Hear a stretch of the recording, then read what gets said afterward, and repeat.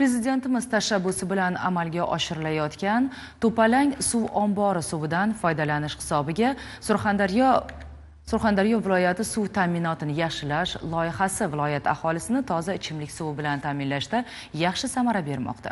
Loyiha doirasida Sariosiyo tumani tog'laridan keladigan minerallarga boy, shifobaxsh suv katta mablag' va mashaqqatli mehnat evaziga Termiz shahri hamda qator tumanlarga yetkazib berilmoqda. Mavzuni muxbirimiz davom ettiradi.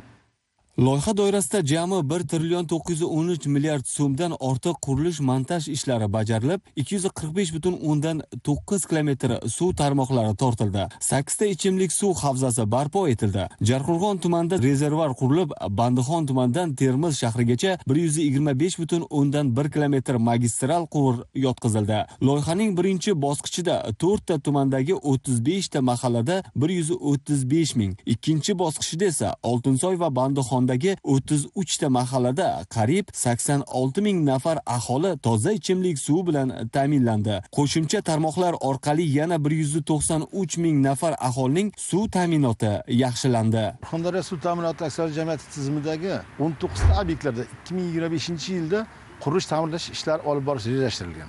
Bugungi kunda 15 tasi ta'mirlash ishlari yakunlanib, foydalanishga tayyor holatga keltirildi. Sariosiyo tumani Lutfkor mahallasida joylashgan Yangi O'zbekiston massivida yangi qurilib foydalanishga topshirilgan inshoot bugungi kunda aholiga ichimlik suv yetkazib berishni boshladi. Termiz tuman bo'limida ma'muriy binosida zamonaviy ichimlik suvlari tahlilini qiladigan laboratoriya, markaziy laboratoriya ishga tushirildi. Markaziy laboratoriyaning asosiy vazifasi ichimlik suvidagi bo'layotgan o'zgarishlarni tahlil qilib borish.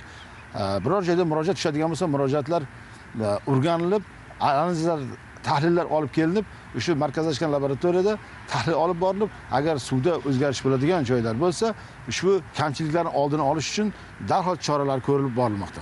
Hozirda Termiz shahridagi 29 ta mahallada yashovchi 200 mingga yaqin aholi ham To'palang suv ombori suvidan foydalanmoqda. Natijada ichimlik suvining qattiqlik darajasi 2 barobarga kamaydi.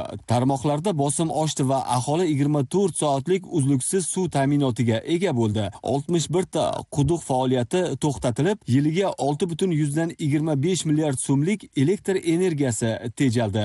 Umuman olganda viloyat va Termiz shahridagi 112 ta mahallada 363,8 ming nafar aholining suv ta'minoti tubdan yaxshilanib, markazlashgan ichimlik suvi bilan qamrov 65,3% dan 67,4% ga yetkazildi. Bu ishlar janub vohasida aholining turmush sifatini oshirish va sog'lom hayot uchun mustahkam asos yaratmoqda. Bekzod Qodirov, Xolmat Ne'matullayev, Zamon informatsion dasturi uchun Surxondaryodan tayyorlandi.